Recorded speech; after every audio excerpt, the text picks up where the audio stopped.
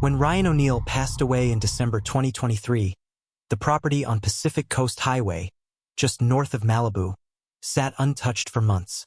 The house, built in the late 1970s, was never ostentatious by Hollywood standards. A low-slung structure with large windows facing the ocean, its interior felt caught in a time-warp yellowed wallpaper, mirrored ceilings in one of the guest rooms, shag carpets still clinging to the seams of wood paneling. There were rumors in town that Ryan had refused to let anyone renovate it. He'd said it had her energy still in it. People assumed he meant Farrah Fawcett. In March 2024, a couple from Colorado bought the house.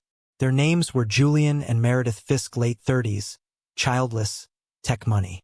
He'd just sold a cybersecurity startup, and she'd spent years in digital marketing. They were low-key, self-effacing people. No entourage, no parties. They wanted a quiet place to unwind, surf in the mornings, and work remotely. The house was sold as is. The realtor warned them there'd be quirks. Power outages on windy nights, rusted plumbing, an odd odor in the master closet no matter how much air freshener you used. Julian laughed it off. He liked old places. Character, he called it. By their second week, they had started to feel it. It began with the smell. It wasn't just the closet. Some mornings, they'd wake to a faint perfume lingering in the hall outside the bedroom. A floral blend, light but unmistakable. Meredith thought it might be some old bottle of Farrah's still tucked somewhere in the walls. Famous people do weird things, she joked. Julian checked the vents and crawl spaces but found nothing. The scent always came at dawn. By 8 a.m. it would vanish. Then came the whispers. Meredith heard them first while brushing her teeth one night. A man's voice, low, indistinct, coming from the vent in the ceiling. When she called Julian in, it stopped. But it happened again 2 nights later. They recorded the audio, but all that came out on playback was static, a faint shuffling sound, like bare feet over carpet. Julian tried to ignore it, but then the bedroom door began opening on its own. Slowly, always at 2:11 a.m. Not a second earlier, not a second later. They hired a contractor to check for structural damage. He noticed a sealed panel behind the bookshelf in the den. No hinges, just drywall with an outline you wouldn't catch unless you knew what to look for. When they cut through it, they found a narrow room, maybe 7 feet long, 5 wide. No windows. The air was dry, stale. Inside, a vintage armchair, an old floor lamp with a floral shade, and a box of VHS tapes labeled in shaky handwriting, private/RF. RF. Ryan's initials? Or Farrah's? They never watched the tapes. Julian said the moment he touched one, he felt his fingertips go cold. Meredith didn't want them in the house. They sealed the room back up, but that only made things worse. That night, the lights flickered. A framed photo fell off the wall. And the next morning, their Wi-Fi router melted into the counter. Literally like something had cooked it from the inside. A neighbor, an old woman named Joyce who had lived on the bluff since the 60s, stopped them on a walk one morning. She said she used to see Ryan walking the beach in the middle of the night, long after Farrah died.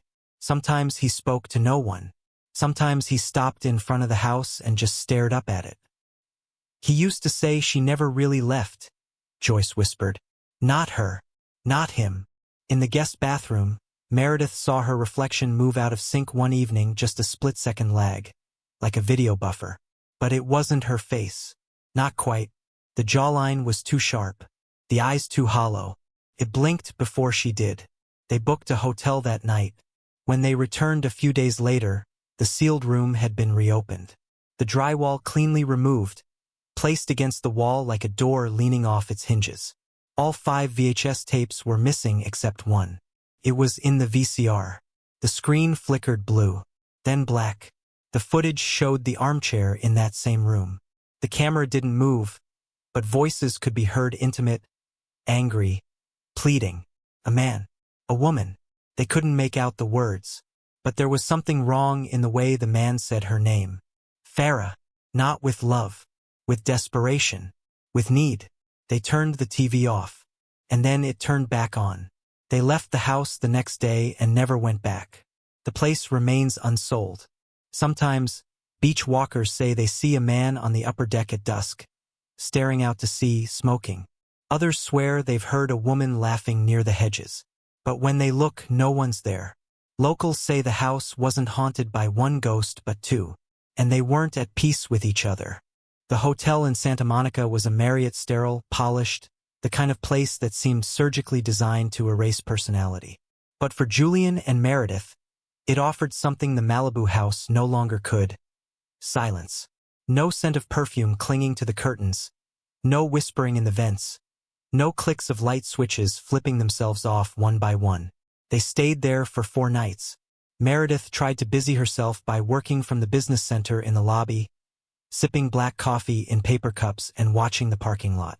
Julian barely touched his laptop. He spent hours just pacing the hallway outside their room, his hands jammed into the pockets of his hoodie, earbuds in but no music playing. His eyes had changed, more watchful, less analytical. He wasn't looking at things anymore. He was listening for them. They had decided, silently, to never speak about the tape. But on the 5th day, the hotel felt like a cage. Meredith suggested they go back to check on the house, if only to grab a few things: clothes, documents, their cat's old carrier. Julian agreed, though something about his tone made it clear he didn't want to return. Neither of them did. They arrived just before sunset. The house stood unchanged from the outside, perched above the ocean like a forgotten shrine, its windows dull and dark, as though they had blinked shut in their absence. The gravel crunched beneath the wheels of their car with a strangely hollow sound. Meredith walked up the path first, slowly, the keys trembling in her hand. She paused at the front door, hesitating. Julian stood behind her, silent, watching her hand hover over the lock. The key slipped in too easily. The door creaked inward like it had been waiting. Inside, everything was too still. Dust hung visibly in the air, drifting in the last rays of sun that cut through the west-facing windows. The air smelled dry, electric, like an old film reel moments before it burns. There was no scent of perfume, no sound at all. Just the low hum of the refrigerator and the ocean beyond the glass. Meredith walked to the kitchen, avoiding the mirror in the hallway. Julian stood in the doorway, staring toward the den, the room with the hidden door. He could see that the drywall panel had been propped up again. But the tape, the one they'd seen in the VCR, was gone. No note, no sign of intrusion. Julian stepped forward. His hand hovered near the tape deck. The VCR was still warm. Meredith called from the kitchen. "Jules, come look at this." Her voice wasn't panicked. It wasn't frightened.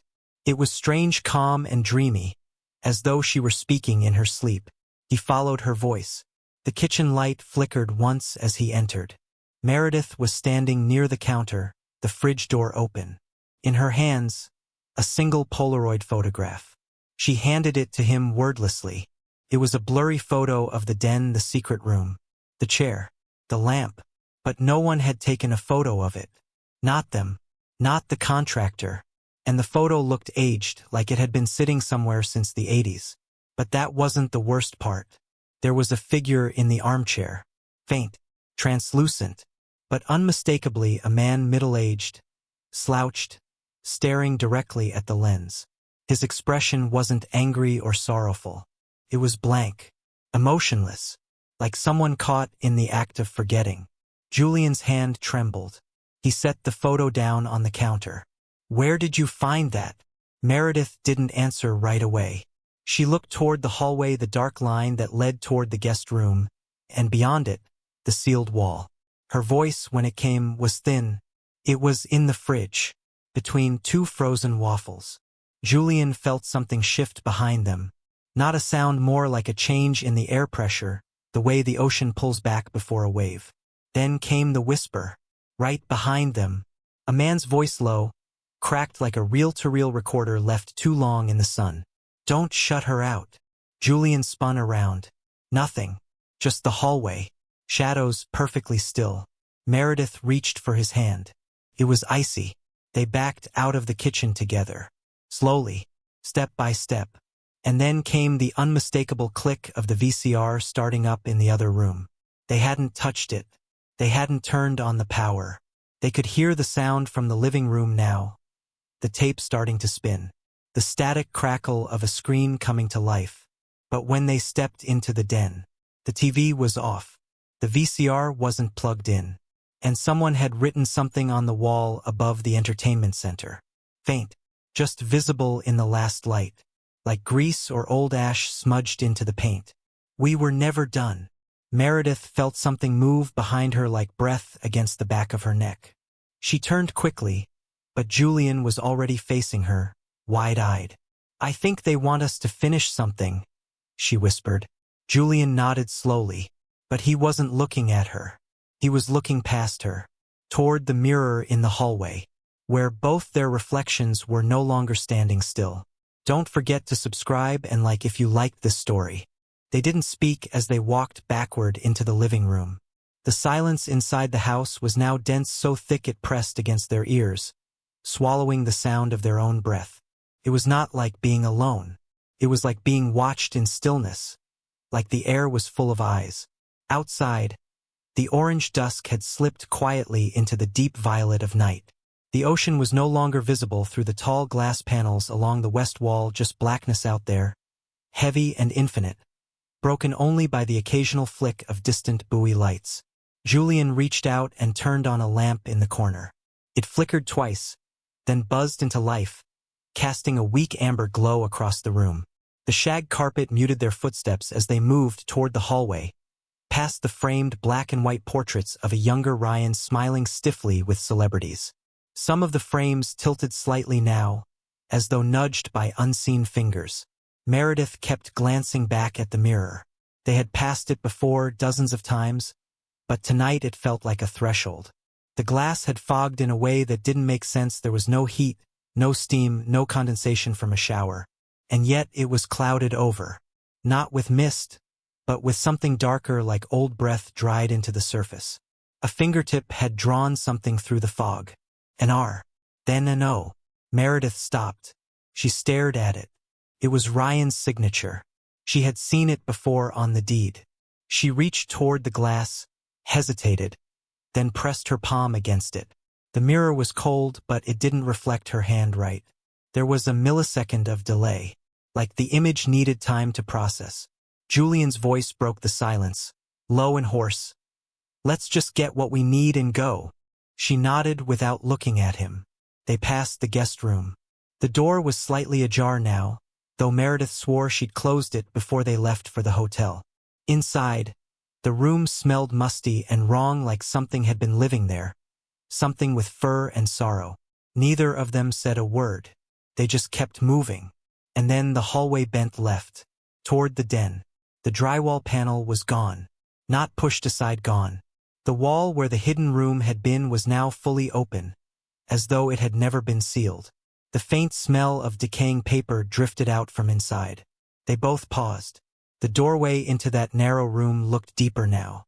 Wrong somehow, like the angles inside didn't line up, like a shadow box turned inside out. Julian took a step forward. The lamp in the secret room blinked on. They both froze. The room had changed. The armchair was still there, but now there was a small table beside it, and something sat on the table. A glass ashtray half full of cigarette butts, and an old photograph in a brass frame. Farrah. Not the iconic image from Charlie's Angels, no, this was different. She wasn't posing. She looked candid, serious, even sad. She was standing on the beach, one hand shielding her eyes from the sun. The wind had caught her hair, and she looked like she was staring at something in the distance. Not the ocean. Something inland. Something behind whoever took the picture. Julian stepped inside the room. The floor creaked beneath his weight, not the sound of old wood, but something deeper, wetter, like a sigh rising from below the house. Meredith didn't follow. She remained at the threshold, one hand resting lightly on the wall. Her heart pounded in her throat. He picked up the frame. Behind it, a folded scrap of yellowed stationery, brittle with age. It looked like it had been torn from a larger sheet. Julian unfolded it carefully. The handwriting was shaky. "You said we'd try again, but now the door won't stay shut. She comes at night." "Not Farrah. The other one." Julian swallowed hard. His breath came short. "Mare," he began, but her eyes were wide, fixed behind him. "Julian, look." He turned. There was a second chair in the corner of the room now. It hadn't been there before, and in it, barely visible in the flickering light, sat a woman. She wasn't moving. Her face was obscured by shadow. Her hair was long, tangled, and her dress was dated something from the 1960s, maybe, or earlier. She was barefoot. Her feet were unnaturally pale, almost blue, and she was staring straight at him. Meredith gasped, not from fear recognition. "I've seen her before," she whispered. "In one of the tapes." Julian stepped back, but the woman did not. She simply faded slowly, like fog burning off in sunlight, until only the chair remained. The room darkened. From behind them came the groan of the old house settling. But it wasn't settling. It was breathing. Long, slow, hollow pulls of air that seemed to draw the walls inward and push them back out again. The sound filled every corner. It wasn't just audible, it was physical. The very floor beneath their feet seemed to rise and fall, as though the house itself had lungs. Julian grabbed Meredith's hand and pulled her out of the room. They stumbled back into the hallway. The lights flickered overhead. The picture frame fell from the wall with a sharp crack. They reached the front door only to find it locked. Deadbolt engaged. Julian twisted it. Nothing. It wouldn't budge. From deep within the house came the sound of a VHS tape clicking into place. Then static. Then voices. Screaming. But not of fear, no, not that. It was fighting. A man and a woman shouting over each other. The audio cracked and hissed, but certain phrases pushed through. "You don't get to keep her. She was never yours to begin with. I loved her." Then the hiss turned into sobbing. Then silence. Then the front door unlocked itself. They didn't speak. They left. The house stood behind them in the night, quiet once again. And somewhere upstairs, behind one of the windows, a light turned on in a room neither of them had ever entered. They drove all night, without music, without speaking. The only sound inside the car, the faint hum of tires on the Pacific Coast Highway. Meredith's hands trembled in her lap. Julian's jaw clenched so hard it ached. They didn't look at each other. The house wasn't behind them. It was with them now, its weight like a fog, thick in the back seat, quiet but alive. They checked into a smaller hotel this time, off Sunset Boulevard. Cheap, faceless, with a vending machine in the hallway that spat out warm sodas and left the ice bucket half full of someone else's melted cubes. They barely slept. Meredith watched the wall until morning. Julian kept checking the closet like something might crawl out of it. But there was no voice that night. No whisper. No breath on the nape of their necks. Just silence again. A dead kind. By the third day, it was Julian who brought up the house again. "There's another room," he said. "Upstairs. West Wing. That door we never had a key for." Meredith turned toward him, slowly. Her face was pale, sleepless. "We don't go back," she said. "We leave it." But that wasn't true. They had to go back. Because the smell had followed them. That perfume, rose water and salt. It clung to their clothes, their luggage, even the plastic key card to the hotel room. And sometimes, in the mirror above the sink, Julian would see her standing behind him. The one in the dress. The barefoot one. The other woman. Not Farrah. Not a celebrity. Not even a name. Just a presence as permanent as grief. It was raining when they returned to the Malibu house. The sky had turned to slate, the sea beneath it churning with colorless anger. Their footsteps up the gravel path felt like an intrusion now, not a return. The key turned reluctantly in the lock, like the door didn't want to open this time. Inside, the house greeted them with silence. No static, no groans, no lights flickering. The smell had deepened, though. The perfume had gone rancid, rose and brine, but with something under it now. Something sour. They didn't speak as they climbed the stairs. The carpet beneath their shoes muffled every step. Felt like they were walking across someone's chest. At the end of the west hallway, behind a louvered door they'd always assumed was a linen closet, was a single lock. Old-fashioned. Brass. Julian held up the ring of keys they'd received from the realtor on the first day. One of them was shaped different, ornate, He slid it into the lock. Turned. The door opened with a long, low sigh. The room was nothing like the rest of the house. It was untouched, not just by time but by design. The carpet was plush, deep maroon. The wallpaper floral, faded peeled slightly in one corner like a scab. A velvet chaise lounge sat beneath the curtained window, dustless. Across from it, a vanity, a mirror with a single crack, running from top to bottom like a scar. Meredith stepped inside. She stopped breathing. There were objects on the vanity. A brush with long, blonde hairs still caught in the bristles. A bottle of perfume, rose and sea salt. A red lipstick, uncapped. Faded clothing draped over a chair. This had been her room, not Farrah's. The other one. Julian stepped beside her. His eyes widened. There were photographs on the wall. Small ones, black and white, and in all of them Ryan. Young, shirtless, sometimes smiling, sometimes not, but never alone. Always with the same woman. Never facing the camera. Her face was always turned just enough to stay anonymous. Her hand on his shoulder. Her leg wrapped across his lap. Her hair long and tangled. The same hair they had seen in the hidden room. The same figure from the chair. Meredith ran her fingers along the edge of the vanity. She picked up a Polaroid that had fallen between the mirror and the wood. It was more recent. Ryan again. Much older. Sitting in the same chair in this very room. And a note beneath it, scrawled in shaky handwriting. She never left. I tried to forget her. But forgetting is what made her stay. Behind them, the door closed with a sound like a breath being held. Julian turned. The hallway was gone. Only darkness now. He looked at Meredith. She stared at the mirror. Not into it but through it. Julian stepped forward. The reflection was wrong. They weren't alone in the mirror. The chaise lounge, in the reflection, was occupied. The woman sat there barefoot, hair a mess, eyes dark and bottomless. And she smiled now. A slow, aching smile. But it wasn't joy. It was recognition. As if she'd waited for them. As if they were the last two pieces to fall into place. The mirror began to fog. Words scrawled from the inside. You remember now. The perfume thickened in the air. It was suffocating. Julian stumbled backward. Meredith didn't move. She whispered, I think he loved her. I think he loved her more than he was supposed to. I think she wasn't real, not completely. Not alive. Julian turned toward her, voice cracking. What are you saying? Meredith's eyes filled with tears. She's not haunting us. We're haunting her. Then the lights went out. When the realtor arrived 3 days later with a new couple scheduled for a tour, the house was empty again. No sign of Julian. No Meredith. The upstairs room was locked. The real estate listing was quietly removed.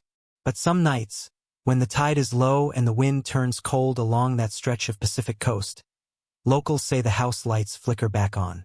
And two silhouettes appear in the west window. A man and a woman, motionless, facing each other. And behind them, in the reflection of the glass, a third figure always waits, smiling. Don't forget to subscribe and like if you liked this story.